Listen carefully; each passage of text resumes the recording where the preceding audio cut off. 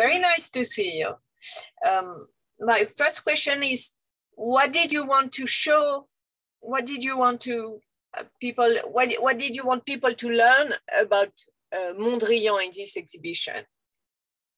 Well, the Mondrian we know is the late Mondrian. It's the Mondrian of the right angle and the three primary colors and black and white. This is the neoplasticist Mondrian. And what I want to show is that he had a career before that, and that he developed this for a very long time, this style, by abstracting from nature.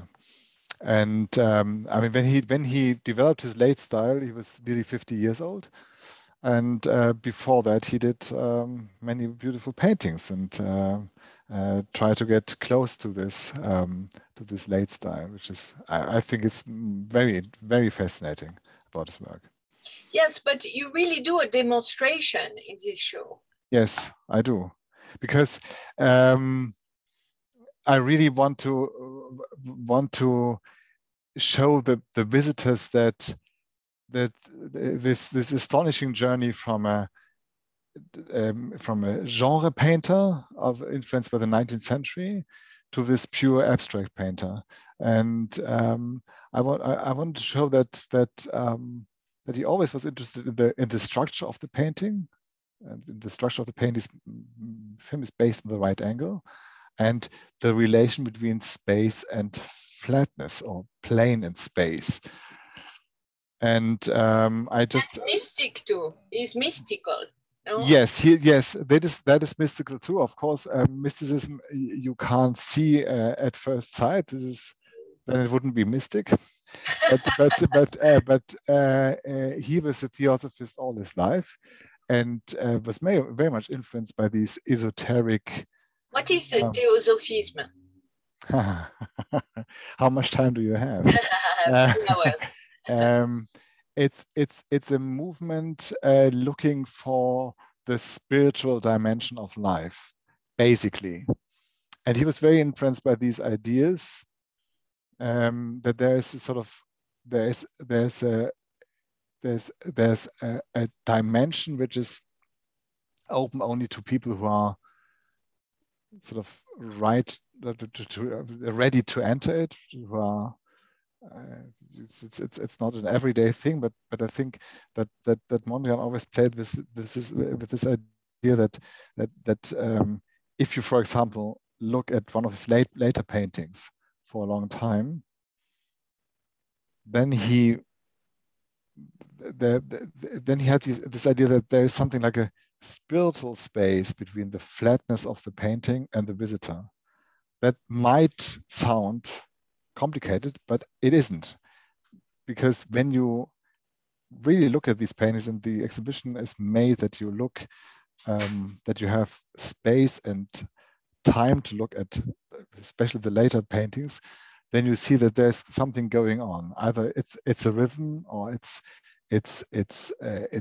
changing colors, or it's this space. I mean, but because he's also very influenced by music, right? By jazz. Yes, he is. It's a big shock for him. That's the second thing which you see, but which you don't see on first sight when you look at his paintings. I mean, when he returns to Paris after the First World War in 1919, he really discovers jazz, and especially foxtrot. He was a ballroom dancer. He went dancing all his life. Jazz. He was also a dancer. I didn't know. Oh yes, very much so. And so he discovered this early jazz in Paris, not in New York. In Paris, because it's more boogie woogie after in New York. Well, boogie woogie came in New York, but boogie woogie was not. He didn't know before he came to New York.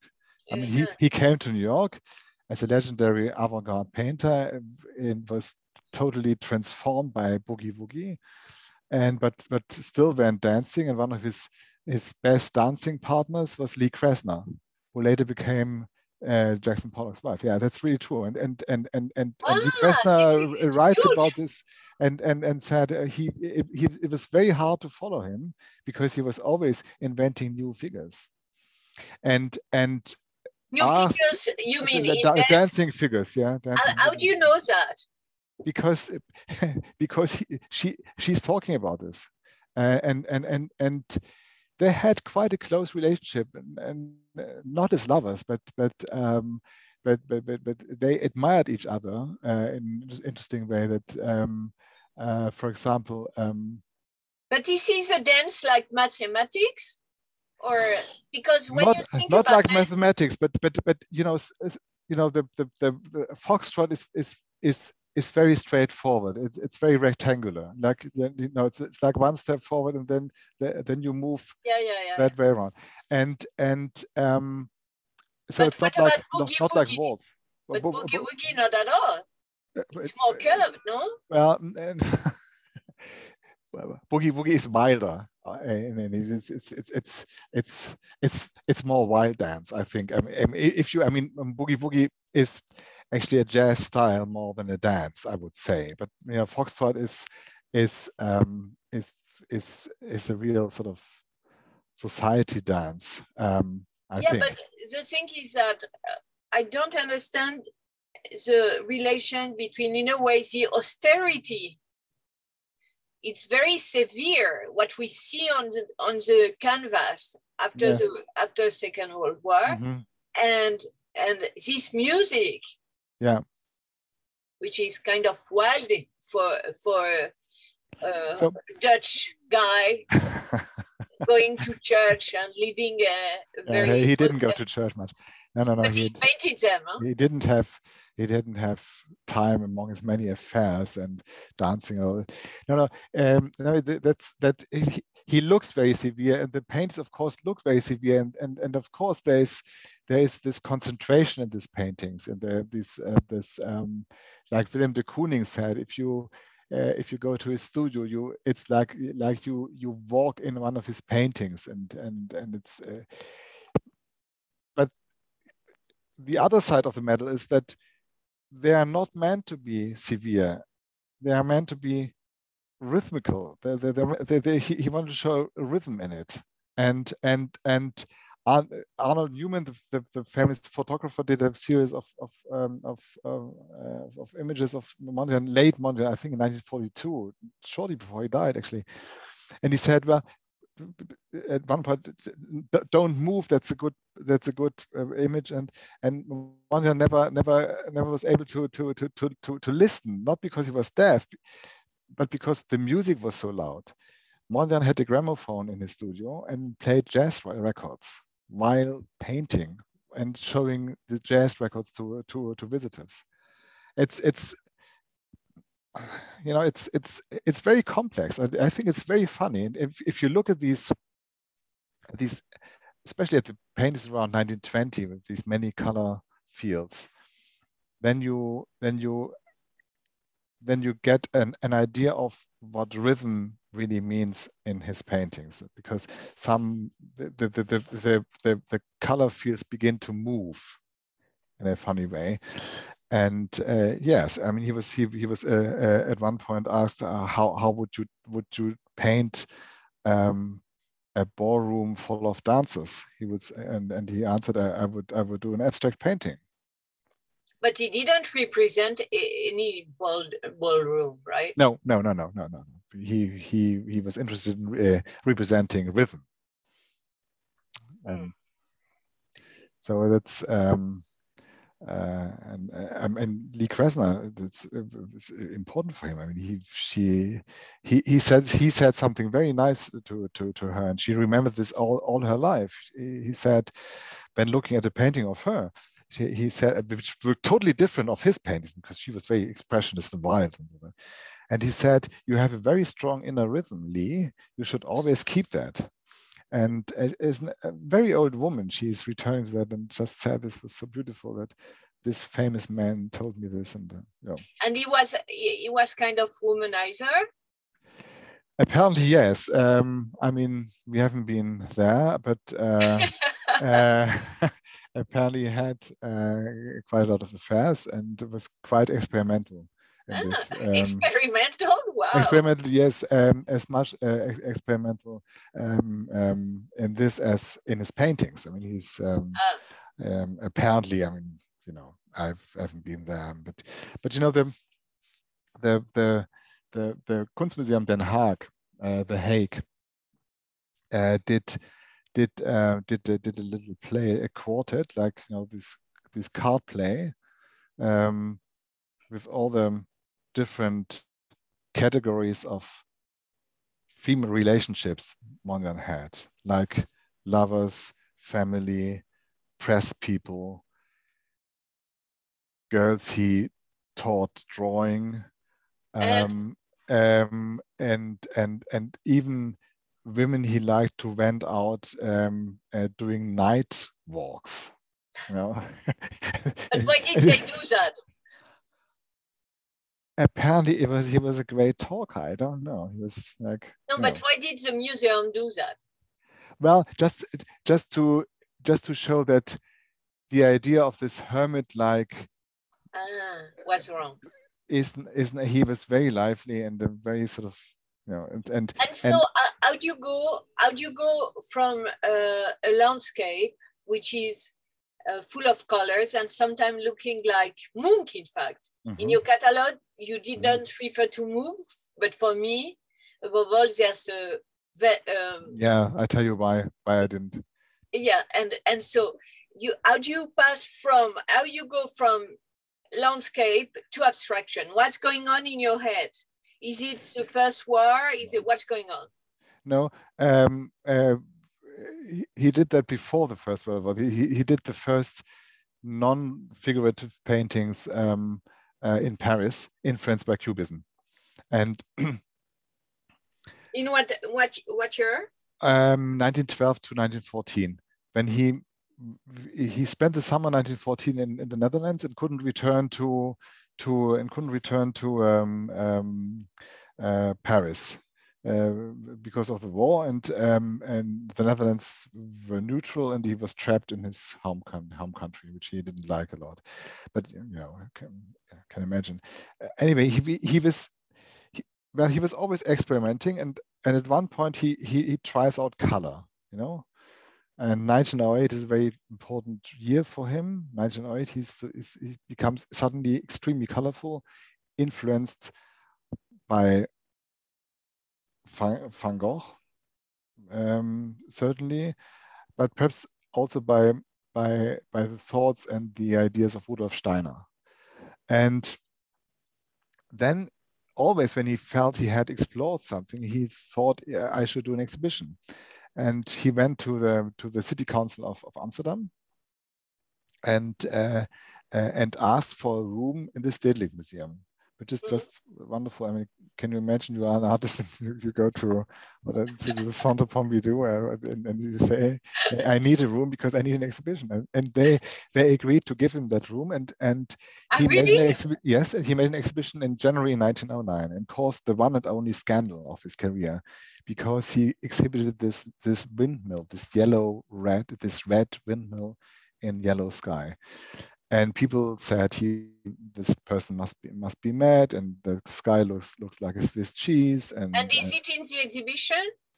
It is in the exhibition, indeed, yeah. Okay. And he is and some friends of his defend him and write funny texts about this thing anyway.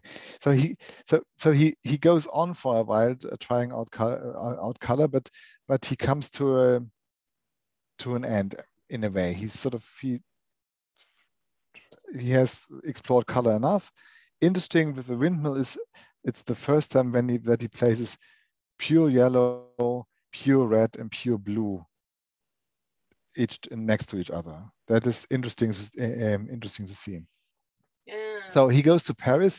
He's engaged. He breaks off his engagement. Art is more important than women.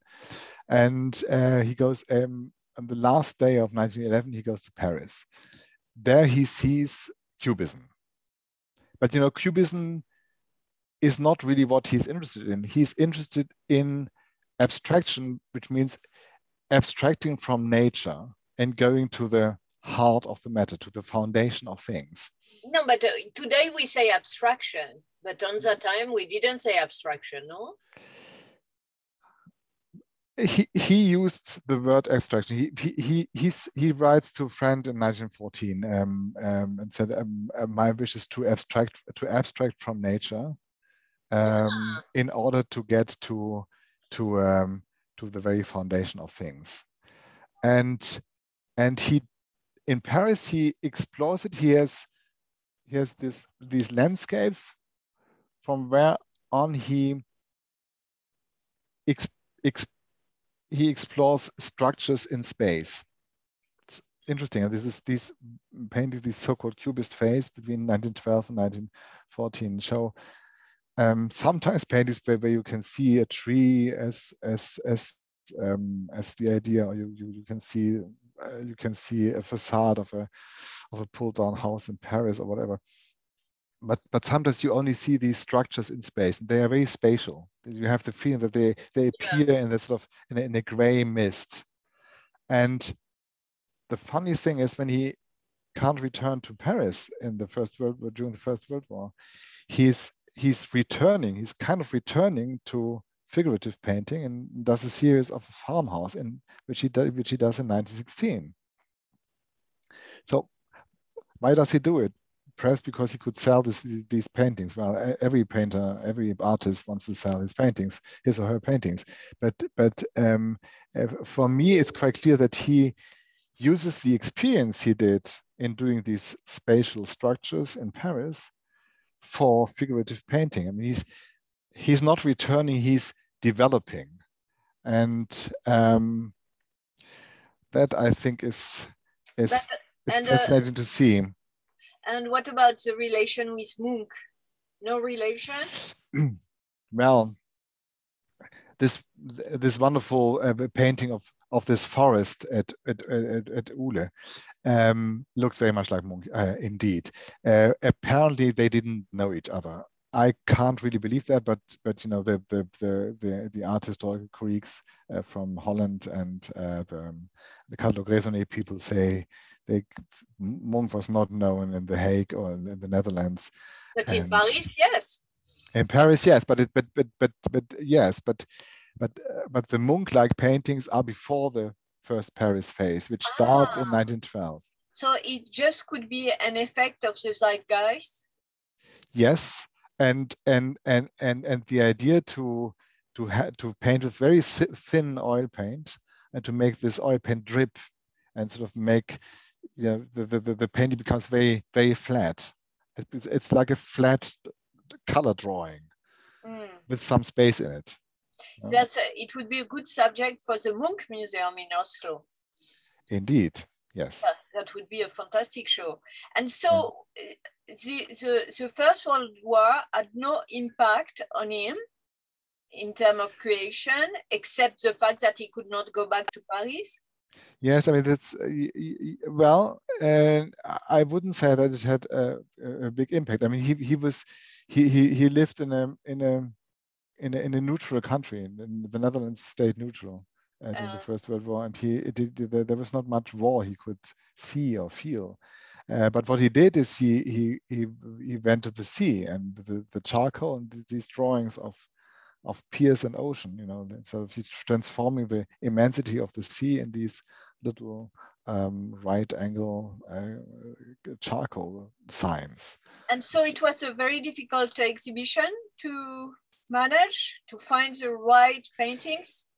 You know, it's always difficult, but we had a main partner, which is the Kunstmuseum Den Haag, because they have the biggest collection of his work, and because one of Mondrian's supporters and admirers had a very big collection, and it gave it completely to the museum. But there are many other loans, because we really wanted to show more aspects of. And so, how many paintings is there?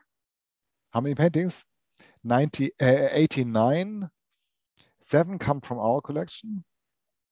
So Ernst Beyeler was a big Mondrian fan, even as an art dealer. He sold about 100 works by Mondrian.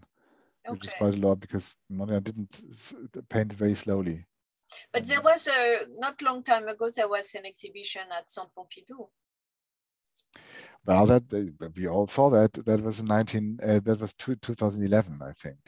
And when we saw this exhibition, I remember Sam and I were talking about it. Then we said, well, after that exhibition, we should sort of take a leave for a while, and wait for a while before we do something totally different and new. Because this exhibition, which was extremely impressive when we were lenders to the show, concentrate more on the later work. But before that, at Musée d'Orsay, probably end of last century, there was an exhibition dedicated to the invention of abstraction, and he was a part of it. Yes, and it was fantastic. Yeah. So the idea to show this is not totally new, but there have been exhibitions doing this. What we are emphasizing on is that the idea of modern art as a straight development from figuration to abstraction is not really true, because Mondrian, for a painter like Mondrian, figurative or non-figurative is not really so important, because it's always abstraction what he does. You see something three-dimensional, and then you have to transform it to the two-dimension of the canvas. And either you do it figurative or non-figurative. But does he really declare that? No, he doesn't say that. But he says that the process of his painting is influenced by the idea that it's always an abstraction of nature, to the point where he gets to the foundation of what an image is. And he says, I will never reach that. It's an interesting letter he writes to his supporter and friend and art advisor of Helene Kröller-Müller, the famous collectors, in 1914. It is it's interesting. Bon. Merci beaucoup. Merci à vous.